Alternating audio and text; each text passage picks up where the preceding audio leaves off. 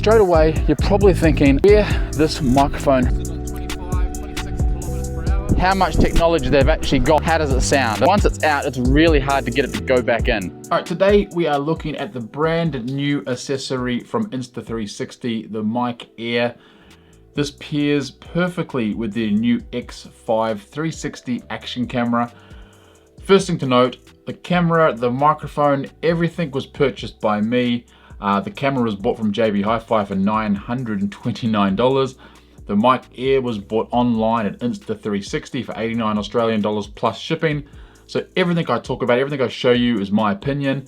Everything is set to auto, and I've done no post-production to make it sound better or worse or whatever it is. Super quickly though, before we go out into the field and test it, a really quick unboxing. Simple white box, nice instructions in there. I've read through these. It's a very basic setup. It's very easy to use, which is nice. You get this really nice carry pouch, and inside it is split into two. So one half has this nice little flap, and under there you've got the microphone, and you've got two mounting solutions. You've got a flat magnet and you've got a clip. Now, before we go any further, the microphone is way smaller than I thought. There's a lens cap, there's the microphone, and it does look and feel very premium. On the other side of the case, you've got all your accessories. You've got your included wind muff, which is like a wedding ring. It has a rubber band that wraps around the microphone, and you have that muff on top. It's okay, I'll talk about that in the video. There's one really annoying thing about it. You've got your charge cable. Now the charge cable is really nice. It's kind of like an iPhone. It clicks in there and charges the mic. Now you get about 7 hours of mic usage without the noise cancellation on. And then the last accessory is you've got this really nice necklace in the same style as the Go necklace. So you've got that there. You can wear that under your shirt, and you can have the microphone on your chest for the best audio possible.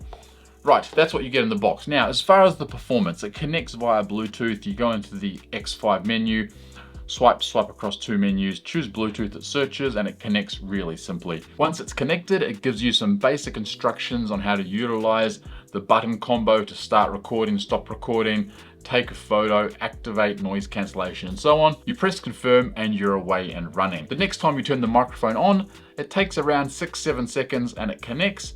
It says a little message on the screen, and then that's all you have to do.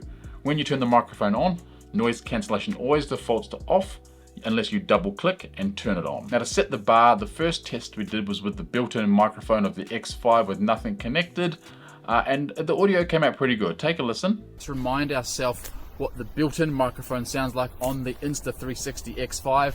I've got it on their stick, extended it full, so it's about 110 centimeters away from my face. This microphone does sound good in these conditions. Now it is a little bit windy today, but nothing severe. Why do we need a lavalier microphone? Well, I think it's for when you want to have, say you're in a noisy area, there's lots of people around you, maybe you're snowboarding or you're skateboarding or you're on a push bike, and you want to have cleaner audio. And then we turn the microphone on, and you can definitely hear a difference. I think it definitely sounds a little bit hollow, a little bit tinny, but it's to be expected, I think, when it's connecting via Bluetooth. Now, straight away, you're probably thinking, that doesn't sound as good. And I agree. The Bluetooth connection from microphone to camera, I don't think it'll ever be as good as the built-in microphone in certain scenarios. Where this microphone really comes into its own is when you do need to put the camera down and, let's say, move away from it. Let's say you want to talk to the camera and you want to be over here, you need to turn your back. Video continues. You don't lose the story, you don't lose your narration to what you're trying to say. Now the next test we did is I went for a ride on my electric unicycle at around 25 kilometers per hour. Again, just with the built-in microphone. It's very windy. All right, we're on the electric unicycle. I've disconnected the Mic Air, so we're doing the inbuilt microphone on the X5 only. We're sitting on 26 kilometers per hour. How does this audio sound? Now it does have that built-in windshield. How does this sound? What do you think of this audio? I tried turning the camera around so the windscreen was facing towards my face, and I thought it would make a difference, but it didn't really. Then we stopped, we turned the microphone on, and you'll hear the difference. The quality is immediately better. Even with the noise cancellation off, the audio is much more usable. All right, so now we've got the mic air connected. We're gonna do the same route facing the same way. How does it sound? As I said, it is a little bit windy today. The noise cancellation is not turned on yet. We'll do that next. How does this sound? Is the voice, does it just sound closer? Is it clearer? Or is it completely blown out? I do wonder, at the price they're selling this for, how much technology they've actually got packed into this microphone. They do claim to have a very good noise cancellation algorithm software built in. So it'll be really interesting when we turn that on next. And then of course we turned the noise cancellation on, and again, there is another step up in usable audio. The quality gets even better. And the nice thing about the noise cancellation compared to some cheaper microphones, even though this is a cheap microphone at 89 Australian dollars, or I think it's like 49 American, I don't hear the digitization. I don't hear that sort of computer compressed sound. It still sounds like really nice audio, just with a little bit less wind on the microphone. Same path again, mic air connected now with the noise cancellation turned on. How does this one sound? Now this, if it's doing what it says, it should be cleaning that audio up and removing a lot of that wind boom, removing any background noise. There is a weed whacker over there. How does this sound? Is this worth the hassle of having an additional device to charge? Is it worth spending that extra 50, 60, 70, 89 dollars if you're in Australia? How does that sound?